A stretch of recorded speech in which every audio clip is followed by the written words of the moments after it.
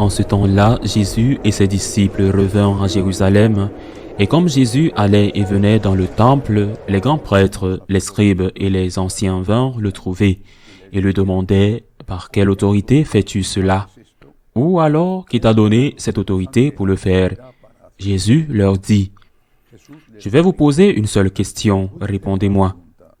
Et je vous dirai par quelle autorité je fais cela.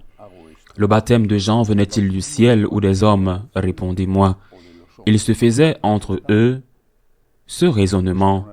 Si nous disons du ciel, il va dire, « Pourquoi donc n'avez-vous pas cru à sa parole? » Mais allons-nous dire des hommes? Ils avaient peur de la foule, car tout le monde estimait que Jean était réellement un prophète. Ils répondent donc à Jésus, « Nous ne savons pas. » Alors Jésus leur dit, « Moi, je ne vous dis non plus par quelle autorité je fais cela. » Acclamons la parole de Dieu. L'Église célèbre aujourd'hui la mémoire liturgique de Saint Justin, martyr. Il est considéré comme le premier apologiste, le premier défenseur de notre foi.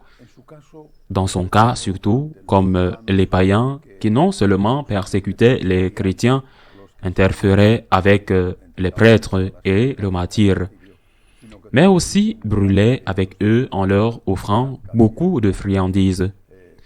Saint Justin a été le premier à essayer de parler aux païens et de présenter notre foi de manière rationnelle, non seulement à travers l'expérience de la foi, mais aussi en tant que premier apologiste, le premier à s'engager dans un dialogue intellectuel avec les païens. En ce qui concerne l'Évangile aujourd'hui, je pense que ce qui est intéressant ici, c'est la question de l'autorité. En fait, c'est ce qu'il lui demande. Par quelle autorité fais-tu cela? L'autorité, ce n'est pas la même chose que le pouvoir. Parfois, nous pouvons les confondre dans le langage habituel, mais l'autorité elle se réfère à l'autorité morale. Cette personne a de l'autorité, elle a du prestige, elle a la capacité de dire cela. Peut-être qu'elle n'a pas le pouvoir. Parfois, celui qui a du pouvoir n'a pas d'autorité et il a besoin de la force pour s'imposer.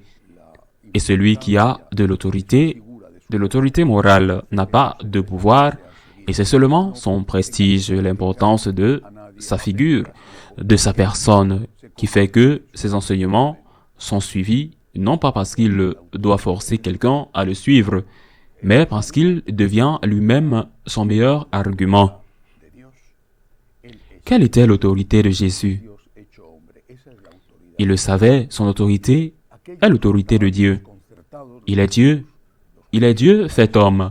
Voilà l'autorité de Jésus. Et ils étaient déconcertés. Les Juifs, les pharisiens, ils étaient déconcertés parce qu'ils osaient critiquer, corriger, par exemple, Moïse, nul autre que Moïse, dans une matière d'ailleurs aussi sensible que la question du divorce, et dans d'autres matières également très importantes.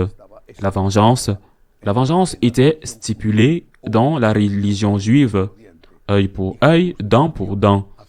Et Jésus lui fait sauter cette loi du talion et dit que nous devons même aimer nos ennemis et pas seulement leur pardonner, et ainsi de suite. Le traitement des femmes, autrement dit, notre Seigneur va apporter de grands changements, des changements profonds dans cette religion qu'ils avaient reçue depuis le temps d'Abraham. Il fait ces changements parce qu'il peut les faire, étant donné qu'il est Dieu, qu'il est le législateur suprême et que ce qui, après avoir été établi, par exemple par Moïse, est quelque chose qui venait aussi de Dieu, mais qui avait été manipulé et d'une certaine manière terni avec le temps. C'est pourquoi Jésus leur dit, dans un des moments que Moïse a permis la répudiation, à cause de la dureté de votre cœur, leur dit Jésus, mais au commencement, il n'en était pas ainsi. Et il se réfère au livre de la Genèse.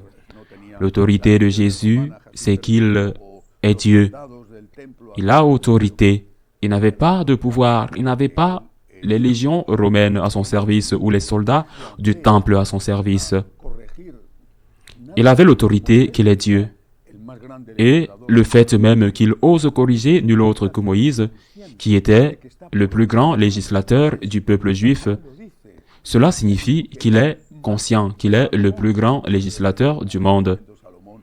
Cela signifie qu'il est conscient d'être au-dessus de Moïse.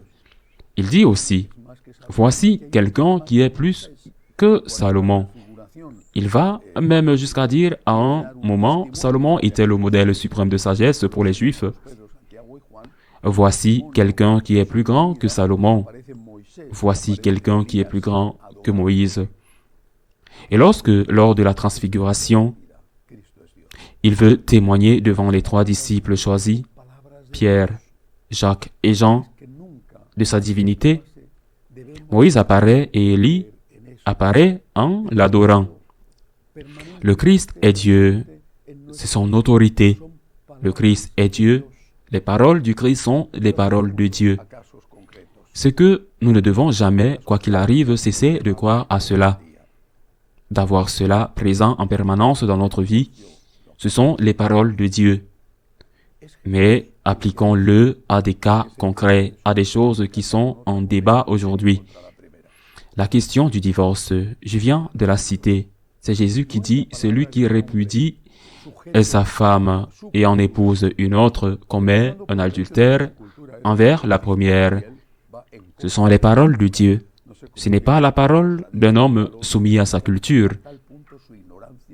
Je ne sais pas comment ils ont l'audace, le courage de montrer à ce point leur ignorance, de dire que Jésus-Christ était soumis à sa culture.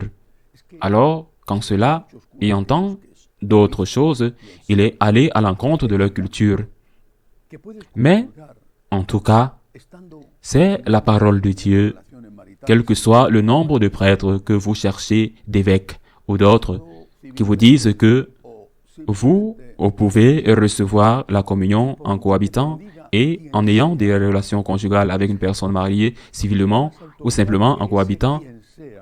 Et quel que soit celui qui vous le dit, c'est Jésus qui a plus d'autorité que lui. Celui qui dit, quiconque répudie sa femme et en épouse une autre, commet un adultère à l'égard de la première, et il en va de même pour la femme. On ne peut pas aller contre Jésus, et personne dans l'Église, j'insiste sur le mot personne, personne dans l'Église n'est au-dessus du Christ, personne. Ce n'est pas le seul cas. C'est vrai que notre Seigneur n'a pas parlé au sujet de l'homosexualité, mais il en a parlé clairement. Saint Paul, naturellement, faisait référence à ceux qui exercent l'homosexualité au sens plein. Bien, et Saint Paul dit clairement que ça, les gens qui font ça avec d'autres gens, les adultères, les corrompus, n'entreront pas dans le royaume des cieux. À moins de se repentir, évidemment.